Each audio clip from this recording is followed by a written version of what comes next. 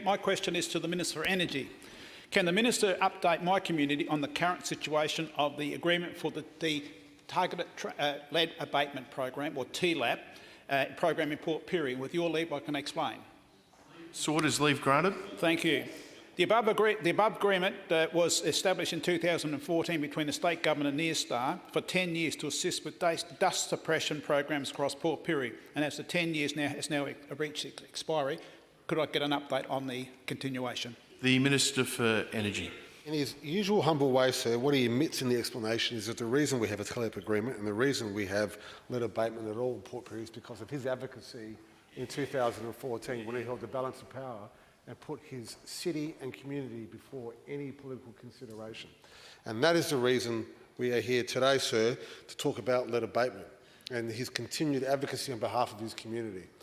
Mr Speaker, the TLAP program commenced in 2014 to reduce blood levels in children in Port Pirie.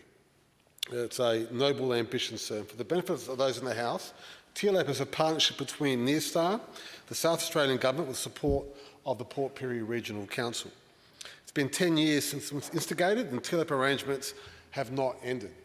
The parties have agreed to extend the existing arrangements whilst they work on a broader plan to affect the greatest impact on the Port Pirie community, specifically targeting lowering blood levels in Port Pirie's children.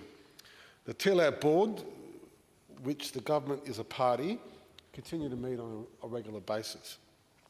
The work of TLAP, sir, is incredibly important and, as the member is aware, is complemented by the government's lead action plan, or GLAP. The government will continue the important work of GLAP over the next 2 years and is committed to delivering large-scale greening measures and capital improvements at public education sites to minimise children's exposure to lead and dust, which is very, very important. Our continued support for these programs is certain, and I will endeavour to keep the member informed on any developments as they relate to TLAP or GLAP. But I want to reassure the House, we are doing everything we can to minimise lead in blood in our children in Port Pirie. It is something that the Port Pirie community take very, very seriously.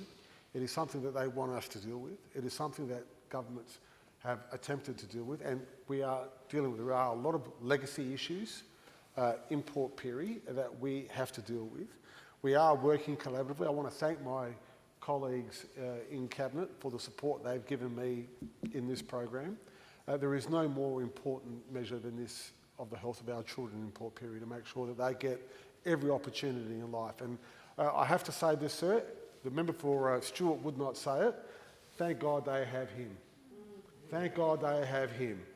Because he's an advocate for their community. He won't let issues like TLAP fall off the radar. He continually advocates behind the scenes so that Port Pirie and the Upper Spencer Gulf are not forgotten.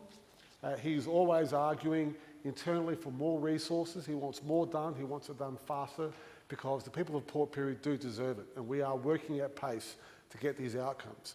And I can tell you for certain, Mr Speaker, if we fall short, the first person who will stand up in this place and call any government out will be the member for Stewart.